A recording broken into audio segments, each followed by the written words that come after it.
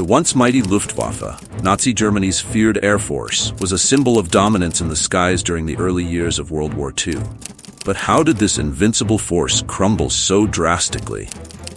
Stay with us as we unravel the story of the Luftwaffe's catastrophic decline, a fall from grace that mirrored the collapse of the Nazi war machine itself.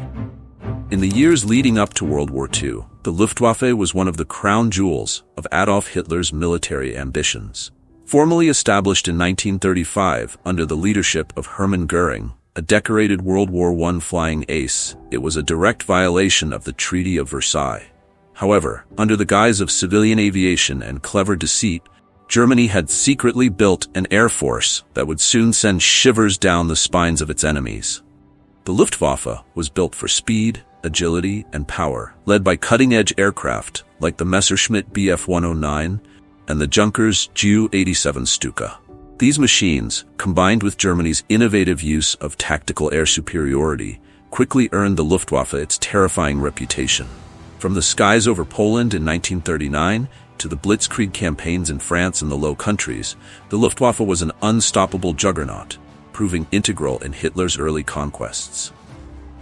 But in the summer of 1940, the Luftwaffe encountered its first major obstacle, the Royal Air Force, RAF. The Battle of Britain marked a turning point in the Luftwaffe's fortunes. Göring and Hitler, overconfident from previous victories, believed Britain would fall just as easily as France. However, they grossly underestimated the resilience of the British people and the skill of the RAF.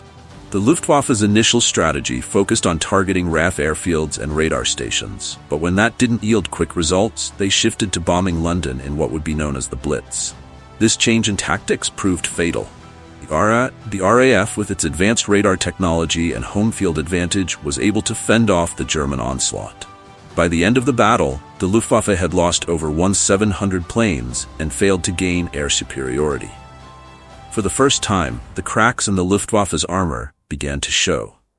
Despite the setback in Britain, the Luftwaffe continued to be a formidable force in the early years of Operation Barbarossa, the invasion of the Soviet Union in 1941.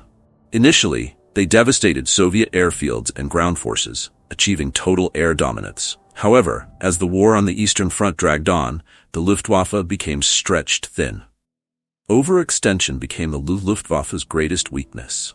The vastness of the Soviet Union, combined with brutal weather conditions, logistical nightmares, and the sheer scale of Soviet resistance, took a toll on German planes and pilots.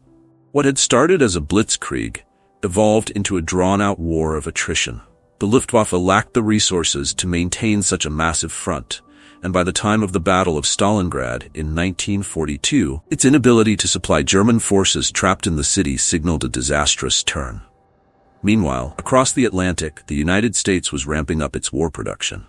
The combined might of the USAAF, United States Army Air Forces, and the RAF would soon overwhelm the Luftwaffe.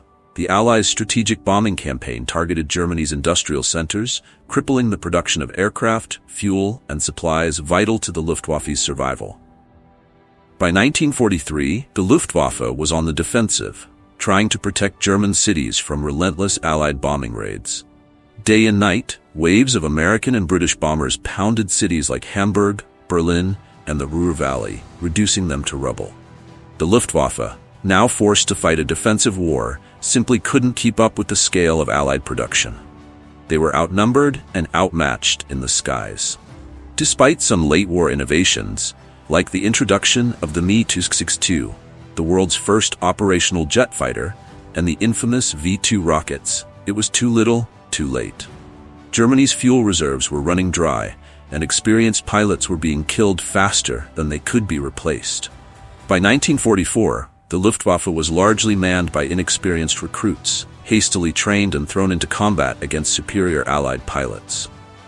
To make matters worse, the Luftwaffe's once feared air defenses were now no match for the growing number of American P-51 Mustang fighters, which escorted bombers deep into German territory. Pilot losses were catastrophic, and by the time of the Allied invasion of Normandy in June 1944, the Luftwaffe was a shadow of its former self. In the closing months of the war, the Luftwaffe was virtually grounded, Fuel shortages, lack of spare parts, and relentless Allied bombing meant that very few planes could take to the skies.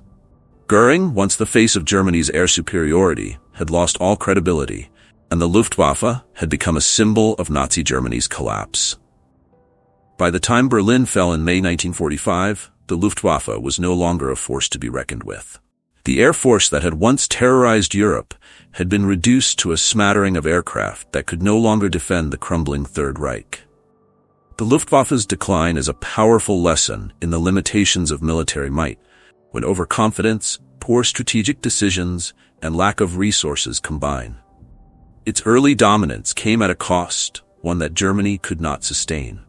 From the hubris of Goering to the eventual collapse of the Nazi regime, the story of the Luftwaffe's rise and fall is a stark reminder that air superiority alone cannot win wars. The Luftwaffe's legacy lives on, not as a symbol of power, but as a cautionary tale of how even the mightiest military forces can crumble under the weight of their own ambition. If you found this video fascinating, make sure to subscribe and hit the notification bell. Leave a comment below on which other historical military events you'd like us to cover next.